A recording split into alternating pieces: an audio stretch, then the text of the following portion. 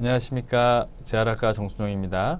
오늘은 그 유방암 환자들 수술하고 나서 겨드랑이 당기는 증상이 많이 생기는데요. 그거를 우리가 겨드랑이 막 증후군, 엑실러리 웹 신드롬이라고 이야기를 합니다. 어떻게 운동을 해야 될지 이제 잘 모르시는 분들이 많아서 오늘은 간단히 그 질환에 대해서 설명을 하고 그 치료 방법에 대해서 동영상을 보면서 저랑 같이 설명을 듣는 것으로 하도록 하겠습니다. 겨드랑이 막 증후군을 보시면은 보통 2개에서 3개의 이런 코드가 겨드랑이에서 시작해서 상완, 그 다음에 상완 안쪽, 팔꿈치 안쪽, 그 다음에 이제 엄지 손가락까지 이어지며 이런 당김 증상이 가슴이나 등에도 나타나는 경우가 있습니다. 증상은 맨 처음에 그 수술하고 나서 며칠부터 몇 달까지 다양하게 나타나고요. 충혈이나 열감은 나타나지 않습니다. 움직임에 제한이 있기 때문에 초기에 이렇게 팔을 못 움직이시는 분들 보통 이렇게 팔을 못 움직이다가 어깨에 이렇게 동결견이라고 하죠. 우리가 이제 쉽게 오십견이라고 이야기하는데 그런 증상이 나타날 수 있는데 이렇게 겨드랑이의 당김 증상으로 인해서 팔을 못 올리는 경우가 많이 있습니다. 그래서 그런 우리가 이제 어깨 관절의 문제가 아니고 이 겨드랑이 당김 증상으로 나타나기 때문에 이 당김이 해결되면 쉽게 팔이 올라가는 경우가 많이 있습니다. 그래서 이런 코드는 팔을 옆으로 벌릴 때 더 팽팽함이 느껴져요. 그래서 팔을 이렇게 위쪽으로 올려 보시라고 하면 어느 정도 잘 올리시는데 옆으로 유독 잘 안 올라간다 할 때는 이렇게 그 겨드랑이 막 증후군을 의심해 보셔야 됩니다. 그다음에 휴식 상태에서는 통증이 거의 없고 보통 수술 후 움직임이 좋은 환자가 코드가 생기면은 이런 운동에 제한이 증가되는 경우가 많이 있습니다. 그래서 이렇게 그림에서 같이 보시다시피 이렇게 겨드랑이 부위가 이렇게 팽팽하게 기타줄처럼 만져지는 경우가 있고요. 그 다음에 이렇게 이제 상완 팔꿈치 안쪽에서 이렇게 기타줄처럼 피아노 줄처럼 만져지는 경우가 있으면은 겨드랑이 막 증후군이다 이렇게 보시면 될 것 같습니다. 그래서 지금 보시는 영상은 저희 치료실에서 치료한 환자 영상입니다. 치료 전에는 이렇게 선명하게 그 코드가 나타나는 증상을 볼 수가 있죠. 그래서 치료하고 나서 치료 후 모습을 보시면은 이렇게 깨끗하게 없어진 영상을 볼 수가 있습니다.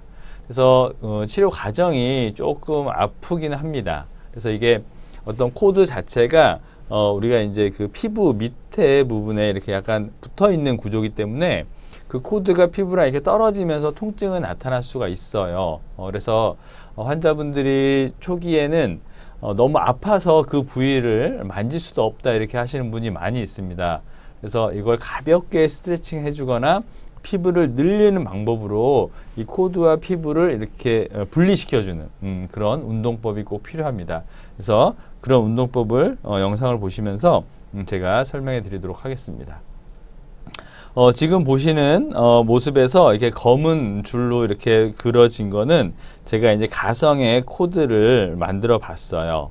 그래서 가볍게 맨 처음에 피부만 잡고 이렇게 늘려줍니다. 그래서 너무 강하게 잡지 않으시고 겨드랑이 쪽과 그 다음에 팔꿈치 쪽을 가볍게 잡고 양쪽으로 이렇게 늘려주는 동작을 하는 겁니다. 그래서 당기는 부위를 짚어가면서 손목이라든지 손등까지 이렇게 코드가 발생할 수 있기 때문에 이렇게 계속 좀 늘려봐서 확인을 해주는 게 좋습니다. 그래서 가볍게 이렇게 팔을 좀 돌려보시고 팔이 뒤로 넘어가지 않는다면 너무 급작스럽게 팔을 뒤로 넘기지 않고 넘어가는 범위 내에서만 이렇게 움직임을 먼저 해주시는 게 좋아요. 그 다음에 가볍게 피부를 잡고 늘리는 동작을 하시면 됩니다. 그래서 지그시 눌러주셔야지 너무 강한 힘으로 누르는 것보다 환자가 너무 아프다고 하면은 이렇게 좀 손바닥을 통해서 이렇게 늘려주는 동작을 하시는 게 좋습니다. 그래서 피부를 이렇게 스트레칭 시켜주거나 아니면은 이렇게 저희가 이제 전문 용어로 트랙션 시킨다 그러는데 이렇게 조금 강하게 늘려주는 게 필요하고 한 손으로 겨드랑이 쪽을 고정을 하고 한 손으로 최대한 피부를 늘려주는 그런 동작을 하시면 됩니다. 그래서 뒤쪽으로 이렇게 최대한 넘어갈 수 있는 범위를 하는데 간혹 이제 환자분들이 저렇게 이제 당겼을 때 그 유방을 그 동시보건 하신 분들이나 유방을 재건 수술을 하신 분들이 있어요. 그런 분들이 또 이제 가슴이 너무 아프다고 이제 그러실 수 있기 때문에 가급적 이제 그런 거를 고려해 가면서 당겨 주셔야 됩니다. 그래서 팔을 점차 이렇게 스트레칭 시켜주면서 범위를 늘려주는 동작을 하는 거죠. 그래서 뒤쪽에서 쭉 잡아당겨주고 이렇게 누워있는 상태에서 위쪽으로 당겨주시면 겨드랑이 옆구리가 다 스트레칭 될 수가 있습니다. 그래서 가볍게 돌려주면서 환자가 통증이 있는지 없는지 확인해 가면서 운동을 해 주시는 게 좋습니다. 그래서 이 동작은 환자랑 계속 이렇게 대화를 해 가면서 통증이 있는지 없는지를 보셔야 되고 아까처럼 그 동시보건 했거나 유방 보건술 하신 분들 가슴이 아프면은 저렇게 직접 그 부위를 잡으라고 하세요. 그 다음에 이렇게 당기면은 가슴보다는 겨드랑이 부위가 좀 더 많이 이렇게 스트레칭 되는 것을 느낄 수가 있습니다. 그래서 최대한 환자분이 편한 자세로 이렇게 누운 상태에서 하고, 그 다음에 이제 옆으로 누운 상태에서 스트레칭 시키면은 겨드랑이와 이제 옆구리가 같이 동시에 늘어날 수가 있어요. 그래서 왼손으로 이렇게 좀 고정을 시켜주고 한 손으로 이렇게 이제 팔을 감아서 팔꿈치 쪽을 최대한 이렇게 잡아당겨주는 동작입니다. 그래서 누운 상태에서 먼저 이거를 하고 나서 이 동작을 해야 좀 덜 아프세요. 그래서 좀 늘어난 상태에서 요거는 최대로 늘려주는 동작입니다.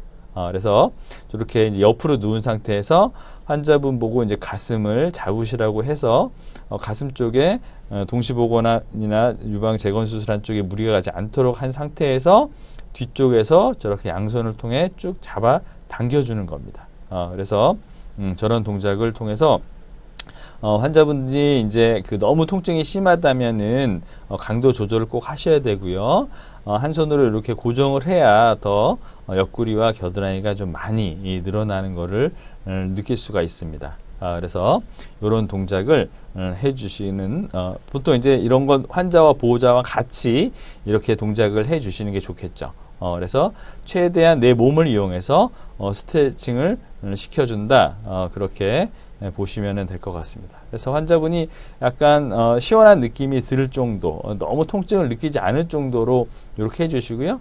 중간중간에 팔이 아프면은 움직임을 체크해 가면서 하시는 게 좋습니다. 그래서 그러니까 보호자는 환자분이랑 대화를 좀 많이 해가면서 너무 통증이 나타나지 않는 범위, 그렇지만은 어느 정도 통증이 있어도 조금은 참고는 하셔야 돼요. 그래야 그 부위가 이렇게 늘어나거나 스트레칭 되는 것을 확실히 느낄 수가 있습니다. 네, 그 다음에 이 동작은 이제 집에서 하실 수 있는 동작이에요. 그래서 우리가 이제 지금 코너 모서리입니다. 모서리에서 이 팔을 우리가 그 어깨 위만큼 올리죠. 그 상태에서 계속 이렇게 가슴을 밀어 넣는 동작입니다. 그래서 이 동작은 본인이 이렇게 혼자 운동을 할 수 있는 동작이에요. 그래서 이 동작은 본인이 하루에 오전에 한 10개, 오후에 한 10개에서 하루에 20개 정도 스스로 이렇게 운동할 수 있는 동작이기 때문에 이 동작을 필히 하시기 바랍니다. 그래서 제가 준비한 영상은 여기까지인데요. 여러분들 집에서 이렇게 겨드랑이 막 증후군이 있을 때 어떻게 운동해야 될지 좀 막막하다 그러신 분들이 많이 있어서 제가 간단하게나마 이 영상을 준비해 봤습니다. 그래서 전문가에게 먼저 교육을 받으시고 이렇게 보호자와 환자가 직접 하시는 것도 좋지만은 거리가 너무 멀어서 내원하기 힘드신 분들은 이 영상을 보고 너무 처음부터 강한 강도로 하지 마시고요. 피부를 이렇게 스트레칭 시켜주거나 늘려주는 개념으로 하시면 될 것 같고요. 코너에서 하는 운동은 본인이 혼자 스스로 할 수 있는 운동이기 때문에 꾸준하게 하시면은 겨드랑이의 당김 증상이 많이 호전되고 어깨 움직임이라든지 팔의 움직임이 호전될 수 있습니다. 네, 여기까지 시청해 주셔서 감사합니다.